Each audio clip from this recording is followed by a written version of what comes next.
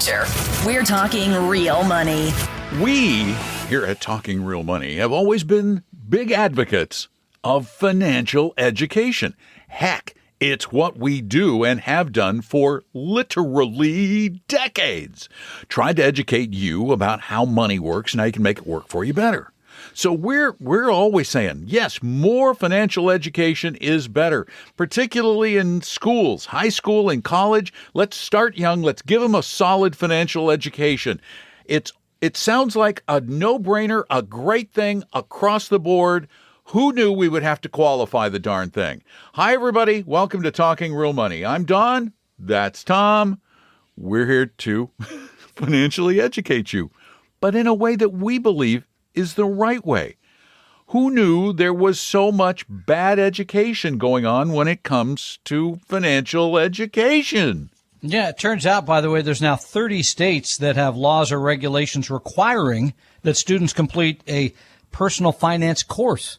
Now, here in Washington, they're still working out the course. I saw the panel on it. It's okay. 73% of public high school students will take a financial course by 2031, which I think is like 5 years from now. That's 3 out of 4. That's pretty good. That's pretty good. It's getting better, but the devil again is in those darn details. Because it sounds so easy, financial literacy. You got to, and I was invited to teach at a local university some of this, which I love because I really want to help young people. But this is a very lengthy article in the Wall Street Journal talking about this. So the first 3 or 4 paragraphs, you're like, this is great, blah, blah. And what's the first thing they go to about the specifics of the education? What's the first thing they talk about? I don't know, but I'm going to guess because I did not read the article. Take a guess. I'm guessing it's stock picking contest. Yep, it is. I hate those so much. It just teaches poor, because it's not investing. You put the money in for a period of time, see who did the best by the end of the year. So that teaches people to be traders, teaches people to think they can pick stocks, et cetera, et cetera. It's not good stuff. I won't mention the school where they interviewed. I was going to call the guy. The teacher. He was hot. He was hot. I was really mad. I was going to call him up, do an interview. And I thought, no, that's blind. And his heart probably in the right place. He's not. I looked him up. He doesn't work for Edward Jones. No, that's okay. So he's a math teacher who's trying to help people with investing. That's all fine. But I really do struggle with the stock picking because what happens is if you ever take that course, you take it and you think, aha. Now, and by the way, if you're lucky and it works, you think, well, I know how to pick stocks. That's easy. I did that in high school. Or you think that's what investing looks like, which we can pretty well tell you it could, but it won't be a more successful approach is kind of buying the market and holding it. Not even a little, but it's funny. I went to the Federal Reserve Board has published curriculums for teaching financial literacy. And when you get to the key investing principles part, this is from the Cleveland Federal Reserve. Yes. Day 1, teach the No Frills Money Skills video series, Growing Money, Paying and Receiving Interest. Then, tools for enhancing the stock market game, Invest It Forward, Wealth Creation. And then the next day, the stock market game. And then back to a video. So they're doing, even the Federal Reserve is doing this wrong. Doing this wrong. Yeah, and to go back, I mean, before you even talk about investing, there's a whole bunch of other things. First of all, in my mind, you talk about money values. What's important about money? Why do you need money? How should it work in your life? Because I think some people spend way too much time on it and some people just don't pay attention to it at all. Then, again, it could be how and where to save money, right? After you sort of establish where money fits. Compound interest is one that I think is a pretty basic concept that you really need to understand. That's a good one. Why different investments have paid differently over a long period of time. That's important. And then maybe taxes as a starting place. And when it comes to, we should also teach about investing because there is scientific fact. Indeed. In fact, in the Federal Reserve course, it says, stock market strategies. Are you an active or passive investor? At least they recognize that difference. Yeah, but are you an active or they are? See, what they're doing is they're implying that active is a strategy that actually holds right. Should be paid attention to. Academic water. It doesn't. Yeah. Mm-mm. Well, we can. Those are just numbers are numbers. We can show you that from Spiva over the long haul. So yeah, I get pretty worked up. So we'll see what happens in the great state of Washington, right? And again, I bet the stock market game will be part of it.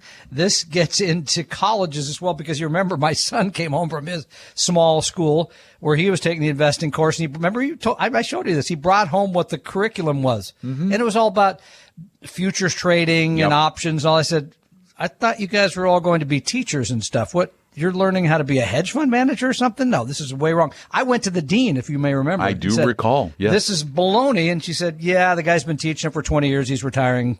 Give him a break. And he did retire. I don't know that you used the word baloney, but maybe. Something like that. Possibly. Anyway, it was a family-friendly conversation, right? And by the way, there's one other thing that every teenager should know. ROTH. Oh, okay.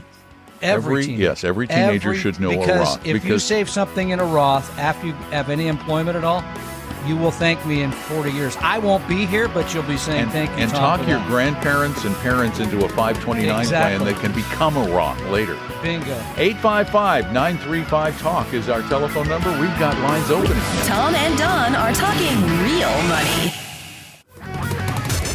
Your guides to a really great financial future. Tom and Don are talking real money. This is what I do during breaks. I was reading through the Fed's outline, and then I went into some of the lesson plans. And there's Shouldn't a they be spending more time on interest rates or something? I don't know. There's a chart in the the investing lesson plan. Yeah. And this is a very interesting chart because it has a list of investments on one side, and then it tells you what their risk is in another column. What does it mean by risk? They just rate it risk. Oh, I see. Okay, they have it's a 1 to 5 scale. Okay. Riskiest being so 5 cash, or 1? 1 is the least risky. Okay. So they have cash. 1. They have cash. The risk of cash is 2. How could that be? Because of theft. I guess you can get it stolen. Theft and somebody can come over to your house and take it. Wait. Okay, sure. Okay. Checking account, 1. Wow. Yeah, okay. Savings account, 1. Money market account, 1. CDs, 1. U.S. savings bonds, 1. Money market mutual funds, 2. U.S. Treasury bonds, 1. Corporate bonds 2 to 4. Treasury bond 2 to 4. 2 to 4. Treasury bonds going to have some volatility. Yeah, I know. That was a terrible. This is the Federal Reserve, by the way, folks. You might know better than that. Anyway, no. Here's where it gets interesting. Growth stocks, 4 to 5. Okay, wait. Sure. Yeah. Hold on. Commodities, value, 4 to 5. That's an outrage. Collectibles, 4 to 5. Mutual funds, 2 to 4. Okay, but it depends what the mutual fund owns. I know. What if it owns one stock? What if it's in the money market? Right. But to assign a risk value to growth stocks that is the same as commodities or collectibles? No comparison. So what you're collectibles really are pure gambling. Entirely. So what you're saying is, how can we expect to teach young people when we don't know ourselves? Is that what I'm getting from you? That's what I'm talking about. Wow. Now, I did find something in the outline. Day 3 of the investment strategies course. Day 3. We've already picked all our stocks. We've traded options. Yeah, what else? This portion, quote, explains the efficient market hypothesis and how it might influence your investment decisions. And let me hear your explanation of the efficient market hypothesis. The efficient market hypothesis states that markets have all known information and therefore reflect all information that is known publicly known at that moment. So there's no way to sort of be no way to beat the market at that moment unless you have insider information. Yeah. That's it. Because the markets are efficient. Or you made a guess, but yeah, okay. Yeah. That's just that luck part. And they also have a section on 529s and how good those are. Which they are good. Okay, so but wow, needs a rewrite. But here's the thing, just to close this out, because you mentioned this right as we're going in the break. The 529 plan, which is a way to save for college, and high school education, is great because the money goes in after you pay tax on it, but then it grows tax-free if it comes out and is used for educational purposes. That's wonderful. Or if it's used for a Roth. I was going to say, go ahead. Or 35,000 can come out and go gradually go into the beneficiary's Roth IRA. It's amazing. With no tax. So basically what you're getting is like a contribution to a free contribution to a tax-free forever retirement. And which I'm hoping to do for my youngest, but we'll see. But at any rate, as I said, all kidding aside, the Roth for a young person, if they put money in a Roth and it grows for 40 years tax-free, it's unimaginable what that will mean at retirement. It's just, you can't even, there hasn't been a generation which has had that circumstance. No way. So it's stupendous. It's when wonderful. It comes it's amazing. to, by the way, let's just put this out there. We live in the best time ever for investing. We have more choices. We have more options. We have more information. Yeah, no, that's true. But you have to be able to sort it out. There's a lot more information, and some of it's pretty bad. And that's why we're here. The collectibles and the large cap growth stocks. Yeah, and by the way, if you have $35,000 in a Roth IRA, and you leave it there in a Roth IRA, and you leave it there for 40 years. So that's from age 25 to 65 at 10% a year, which is an equity portfolio. Okay, that's good. An equity portfolio. It's aggressive. Yeah, okay. I mean, equities have actually done that or a little better, but so let's do that. You would have. Wow. You would have. How much? About $1.75 million just from that. Not saving another penny ever. Tax free. Remember, the stuff that's in your 401k, got to pay tax. Stuff taxable. In your IRA, got to pay tax. Stuff in your brokerage account, you want to sell stuff you made money on, got to pay tax. Roth, Wow. So basically, that's that 529. What'd you say? 1,750,000. Yeah, that's that 529 plan. That's crazy. Taken and put into a Roth over the 7 years. 7 years, right? Yeah, 7,000 each. And 5 years. And you just leave it alone. 5 years. You just leave it the heck alone. You have close to $2 million at age 65. Now, if you retire at 70, it's over $2 million. Wait, there's people that work until 70? That's crazy. Yeah, there are. Itself. There are. I think I know one really well. I'm just having a little fun there. So, okay. So, fair enough. Anyway, that's the magical power of 529s. Didn't I say something about learning the power of, what was it, compounding? Yeah, kind of an important concept. You can see it there, big time. Hey, just wanted to let all of you know, listening to the radio show, that calling is an option, and it's free at 855-935-TALK right now. Tom and Don are talking real money. For your real life and real future, Tom and Don are talking real money. Because, real money is, while you may think it's kind of out there on the fringes of life, it's actually the fuel for the whole darn thing. It's why we go to work. I mean, okay, yeah, that's probably the biggest reason why we go to work. No, I go there You to would not go. You would not go if there was no paycheck. Would you go to the office if there was no paycheck? No, you would not. No, that's true. Yeah, it's the money. Okay. I want to be paid. Now, there's a pleasure that comes from work you enjoy. Sometimes, yeah, sure. I qualified it with enjoy. When other people show up. That doesn't happen since COVID. I'm using that at retirement. That does not happen anymore since COVID. It's so weird. I'm going to say, who's that guy right? He works for you, sir. What? He does. Anyway. I don't recognize him. And you're thinking you've got like dementia. It's like, how do I not know this person? 855-935-TALK. That is our telephone number. We will take your calls at our lovely Northwest News Radio Seattle studios that Tom and I never see. We don't even know what it looks like anymore. I hardly remember. I do know what it looks like. I've been there like once. Yeah, it's a beautiful place. And I won't be there again this visit to Seattle because I got to do the show from Maidenpower. Yeah, well, it's not a bad place either. No, it's plus you lovely. get a free veggie sandwich to go. I am not. I better have a roast beef. Set it aside. I better have the darn roast beef. 3 years ago. So give us a call, 855-935-TALK, or send your questions in at talkingrealmoney.com. Preferably speak them into your microphone on your electronic device as opposed to typing them. But here's a tree killer for you right here in Tom's grubby little hands. The war on trees continues. Ted from Cedro Woolley writes, when I want to withdraw money from a Vanguard retirement date fund 2030, how do I do that? And what would it cost? Huh? You mean you just redeem however much money you want to, you go to, if it's at Vanguard, you go online. How many and you shares? You have to figure out how many shares. No, you just tell it a dollar amount.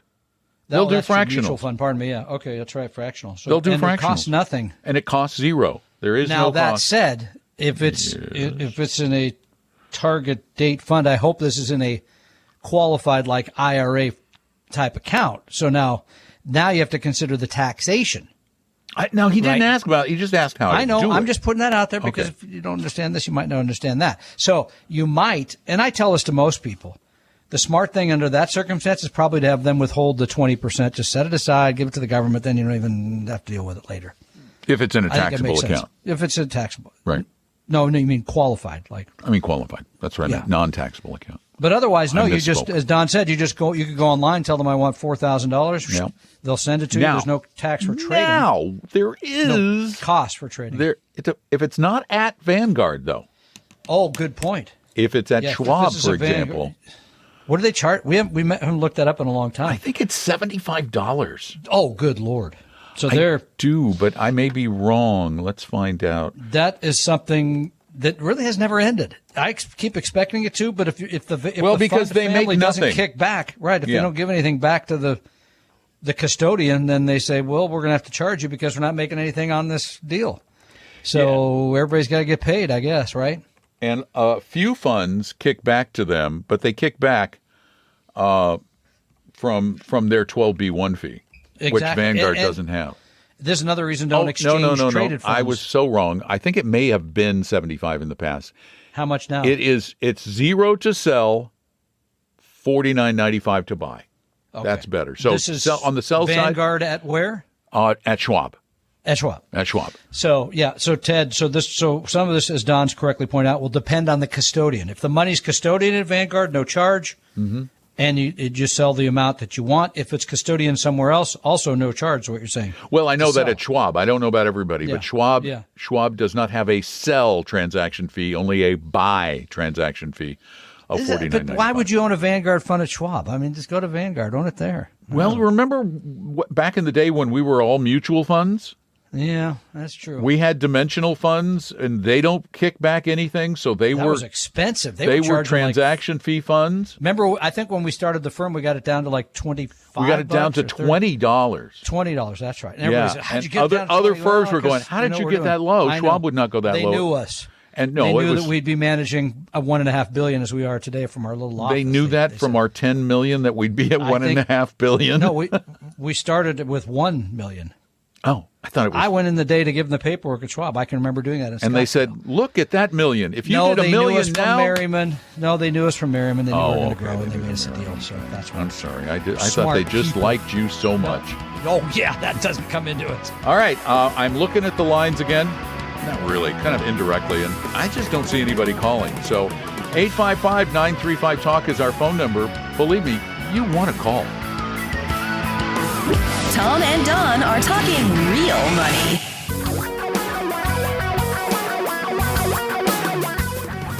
Reality radio for a really great future.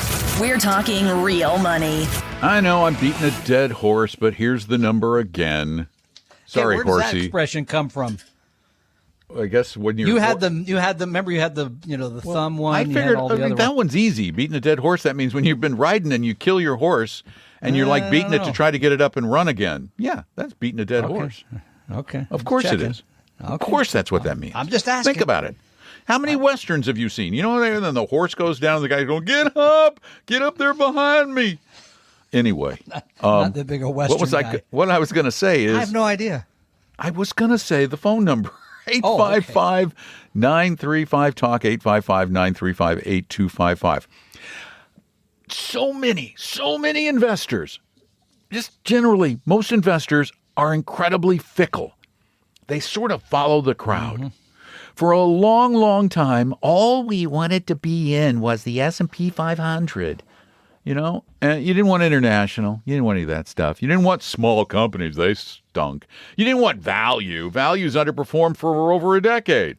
And you certainly didn't want those emerging market stocks, those stinky little things, those little countries that barely do anything except grow like outrageously sometimes. You didn't want those. And we've been saying all along, we're so boring and predictable. Own them all because sometimes they do really, really well and we don't know it in advance. Yeah, we don't know it now. And we don't know what's next. Right. So the best place for your money so far this year? Emerging markets. See, those stinky little emerging markets. India, China, Brazil, that stuff. Used to be Russia, but we don't own them anymore. Because they don't have any industry anymore. They don't really have publicly traded much of anything. God's sakes. Oil. Anyway, this is absolutely fascinating to me. So last week, as you may remember, if you're playing from home, the U.S. Supreme Court said, on the tariffs, right? Nope, can't do it. Mm-hmm. President can't just check a box and say it's going. So what happened? Well, so that reset tariff policy for all these trading partners, like overnight, right? Well, yeah, they went from like 75% to 15%. Right. I know. So that meant that, well, if I've got money invested in places, the aforementioned India, China, Brazil, et cetera, the future looks much brighter, right? Because, well, they're not going to have to pay these huge tariffs for the moment. So what happens? $500 million in new cash. They must have been just dancing in the streets at little old Avantis. It was a pretty small fund family. The Avantis Emerging Markets Equity ETF had $500 million in new cash. Now, that doesn't sound like a lot when you look at the industry, but actually, if your fund is $20 billion, that's a pretty significant number, right? Because $2 million would be 10%. So you can do that. I mean, it's 2.5% in one day. No, $2 billion would be 10%. Pardon me, you're right. It's not 2% one day, but it's still an awful. It sounded better the way I was telling you. $2 billion is 10%. You're right. Yeah, 10%. So $200 million is 2%. And it was $500 million. So that's 5%. 5%. It's a lot of money. Yeah. So all this came in, and they also say they call it an actively managed fund, which we could argue about whether it's active or not. We don't have time for all that silliness. But the point is, please stop chasing returns. Don't listen to the new idea because this could all turn around again on Monday when the new tariffs come out, right? Right. And by the way, this is hysterical. Do you know what the 1-year return for AVEM has been? It's like 60% or something 54%. Yeah. It's crazy. And so people look at that number and they go, I should get in now. No, you should have been in it a couple of years ago. Yeah. Do you know where a lot of that return came from? You know the country that's been the best for the last year? Do not know. South Korea. Oh, yeah. South Korea makes sense. And you know why? It's for two companies. Chips. I believe Samsung lots is and one lots of them. of chips. Yep. That's right. So put your chips on the table and pass them over there. You know, it's the two big. It just shows you how fickle. You said fickle. That's the right word. This comes, it goes. It could, especially in our current political environment, it could all change so quickly. But you should always be exposed to emerging markets. It should be somewhere around 10% of your overall, because that's how big it is when you look at the world. But you shouldn't be racing into it Friday, missing the 60% run up in the previous year. You should have been exposed to that all along. Yeah. Now, this is a curious, interesting fact. What has the emerging markets index done over the past year, 12 months? I thought you just fund is the market, the index itself. And this is not This is not emerging markets value. This is just emerging markets. Wow. I'll say 65. 45. Avantis has been killing their benchmark by a lot.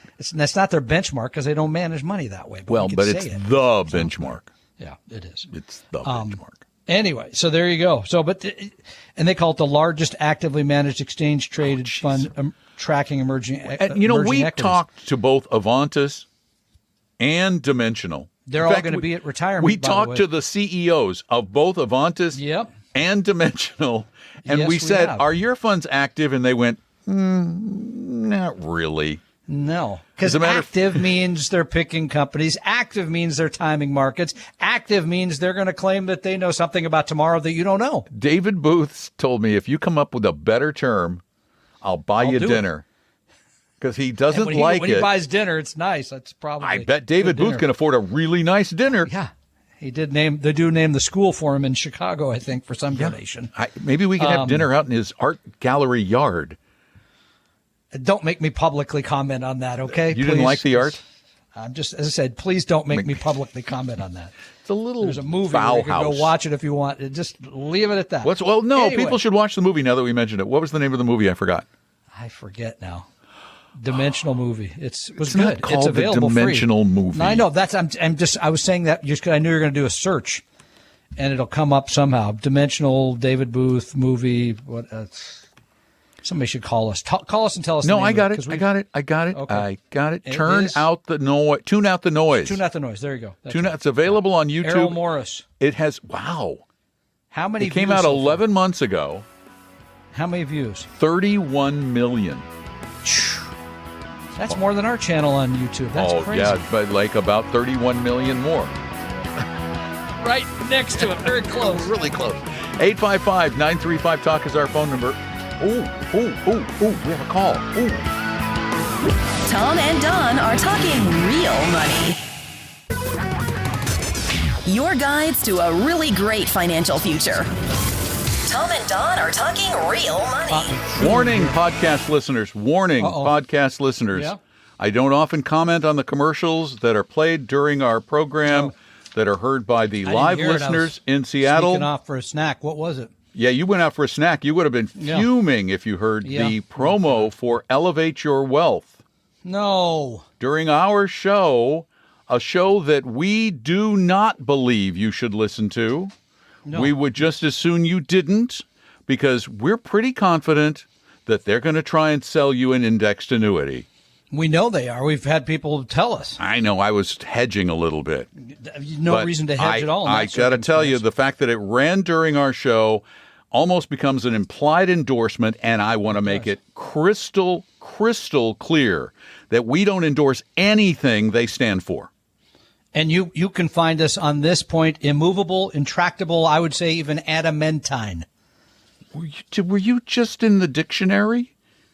No, that's just how I just when I that's just how you talk normally. That's just yeah. I wake up in the morning and those things pour out. Those dime words just come flying out. So. I don't believe you. Although there was an interesting PSA in the break. It was brilliant. What was it? Was the small talk PSA. It was brilliant. It was just a deadpan guy going, 2 women meet on a street. Woman 1, it's cold. Woman 2, yeah. Women 1, 47 degrees. Woman 2, more like 45. And that's all they did.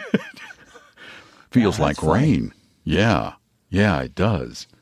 And he goes, it was for foster kids. It said, save your small talk for a foster kid. It was, it was clever.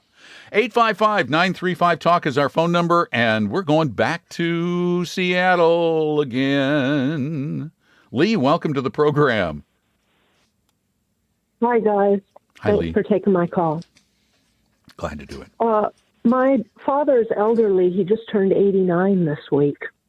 And my mom isn't with us anymore. She used to patrol the financial stuff.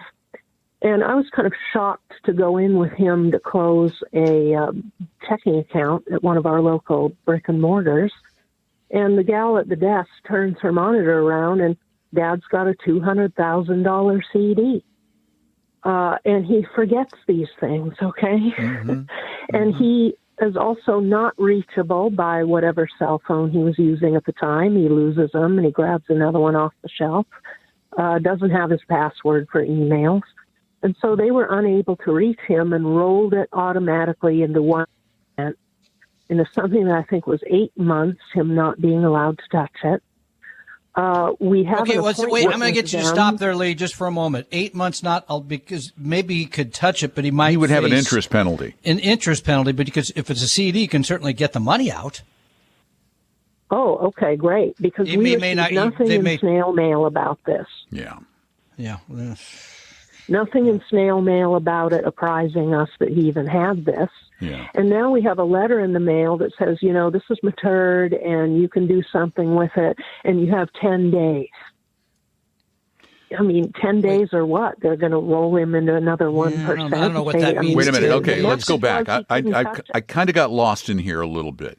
So he has currently, you went into the bank, he has a $200,000 CD and it matures in 8 months. Is that correct? We've been waiting for these past months, and now here at the end of February, now it is matured. Mm-hmm. And so we have an appointment to go in there, and I want to move that money to a Vanguard account.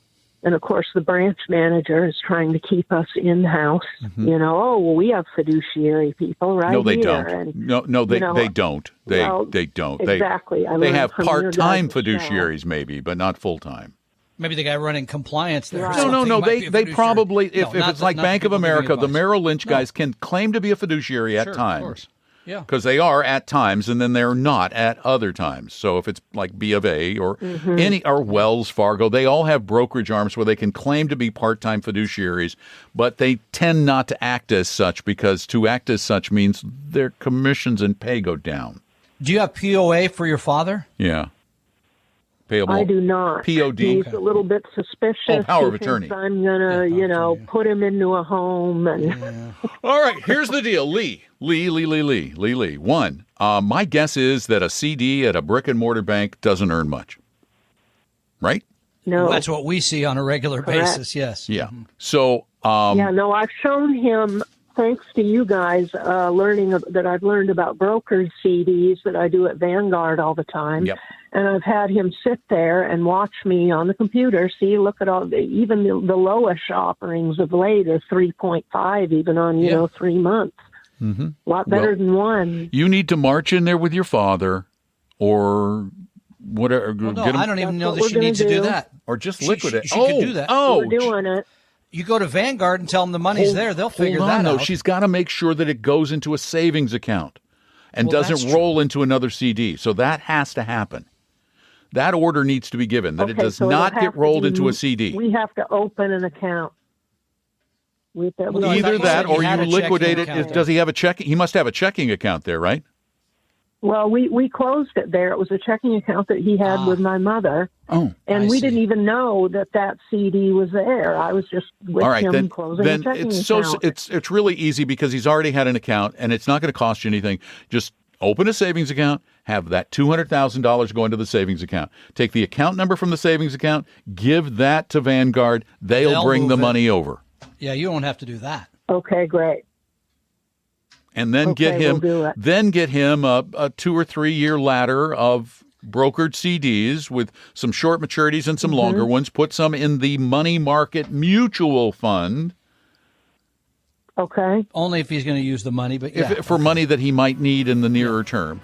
But yeah, ladder some CDs out. You're going to get a higher yield, and you're not going to get the runaround from the banks who are trying to shove you to their brokerage division, which is the new modus operandi for banking institutions, because the brokerage side is more profitable than the banking side. Tom and Don are talking real money. For your real life and real future, Tom and Don are talking real money. It is the final weekend before retirement. Before Don jumps on a plane, leaving 85-degree sunny weather in Florida and flying north and west to the misery that is Seattle in March. And fly. I think you should say that 3 or 4 times. North and west. Uh-huh. And north and west. And north. It's a long way. I mean, you got to fly It's like a 3,500 miles. long, Yeah, it's a long haul. And the weather. I haven't looked. What is the prediction? It's cold. It's 50 and rain, which for you is probably warm. Oh yeah, it is warm. 15 rain. Right now, then Monday's 52. balmy. Only a 45% chance. Only 45. And by the way, here's the really good news about that for you. Doesn't that mean Because like of half you- the day it rains? No, because of you. Yeah. Because how thoughtful I am and caring and loving, the event will be indoors, so you will not face the weather. How about that? It's always indoors I know, because but no it's one one in of those things. Seattle, You take even it you for guys, granted. don't want to face the weather. Okay, the guy who referees 50 I games a don't year know doesn't want what's to face wrong the with weather? you. I truly do not know what's wrong with you. I don't know what's wrong with you. At any rate, the roast beef sandwiches will be delicious. The breakfast is good. You didn't promote that enough this year, I think. I didn't. I usually Yeah, the talk food. about how good the sandwiches are I and know. the pastries in the morning. And by the way, their coffee is extraordinary. Their coffee in the morning is so good. Real so the rest cream. of it, whatever. Real cream. It's so nice. Don will be there doing the radio show live for those I who will, like if a live. Tom remembers we'll to mention bring our the tie special line. offer again. If you come after 1, you come free. Hear the broadcast. And what were you going to give them? Just the broadcast, right? I'm not giving them anything. I forgot. What, do you think I there's thought like there a was something else gift? through there. No. I don't know. Golden microphone or something? I didn't know. Yeah, what you no, said. I'm not giving them anything. There's no Anyway, present, but you can. If you'd like to sign up and be an official attendee, retire. You got to go, but you got to pay because And you gotta do you it got to pretty soon pay 'cause because there's we a got to few pay seats for left. lunch and breakfast. So basically, you're paying for lunch and breakfast. got to pay for the chair of the entire thing's coming out. Pat's going to be here, so I got to pay for whatever he needs. Pat's got the money. He fly in on a carpet or something. I don't know what he does. He's the A lot of CEO. He's got loading the up, money. Yeah. More than we gotta do. pay for all that. We're just his evil minions. Exactly. So retiremeat.com next Saturday. We'd love to see you. All kidding aside, it's fun. All right, yeah, and really, really sign up because Tom's feeling bad because it is not sold out I know. for the And first week time ahead of in time. 15 years. 11 years. 11 well, years? I think it's 12 years? 11 here, and then we did a few others. Oh yeah, we had 11 years. Okay, that makes sense. And I want to ask a favor now that is not retire me because I don't care if it's sold out or not. But I do care if I have questions for my Friday Q&A podcasts. And those need to be spoken. Unless, of course, you want to write them and then I'll make AI speak them later. That's the alternative is you're going to end up being AI if you're not careful. Yeah. So You're going to steal the tree ones and start turning those into AI? They gotta be digital. I can't use the tree ones. Okay. They don't go well into a computer. You can't shove a piece of paper into a computer. It's going to happen. What I'm I was sure. getting to is go to talkingrealmoney.com and click on the contact button and record your questions. Send them in. Those will get answered on Friday's podcast. So do that. And the other thing you can do is if you really do need some help, you want somebody to look at your portfolio because you got a hodgepodge or you got a mess. It's very confusing. It's very frustrating. And you want somebody to look at it and give you an honest opinion who's not going to try and sell you something at no cost or obligation. Go to talkingrealmoney.com and click on the button that says Meet an Advisor. The opinions and views expressed on this podcast were current on the date recorded. Opinions, estimates, forecasts, and statements of financial market trends that are based on current market conditions constitute our judgment and are subject to change without notice, including any forward-looking estimates or statements which are based on certain expectations and assumptions. Although information and opinions given have been obtained from or based on sources believed to be reliable, no warranty or representation is made as to their correctness, completeness, or accuracy. Information presented on the podcast is not personalized investment advice from Appella Wealth. The views and strategies described may not be suitable for everyone. This podcast does not identify all the risks, direct or indirect, or other considerations which might be material to you when entering any financial transaction. Past performance does not guarantee future results, and profitable results cannot be guaranteed. We hope you realize that the information provided on Talking Real Money is for informational, educational, and hopefully enjoyable purposes only. The podcast is not trying to get you to buy or sell any financial products or securities. Instead, the program is provided as a public service by Appella Wealth, a fee-only registered investment advisor. Please see Appella Wealth's ADV Part 2A on our website for information regarding Appella's fees and services. Appella Capital, LLC, DBA Appella Wealth, is an investment advisory firm registered with the Securities and Exchange Commission. The firm only transacts business in the states where it is properly registered or excluded or exempt from registration requirements. Registration with the SEC or any state securities authority does not imply a certain level of skill or training. Appella does not provide tax or legal advice, and nothing either stated or implied here should be inferred as providing such advice. Thanks for listening, and please visit TalkingRealMoney.com for more information and important disclosure related to performance of any specific index or fund quoted in this podcast. I think I need a nap.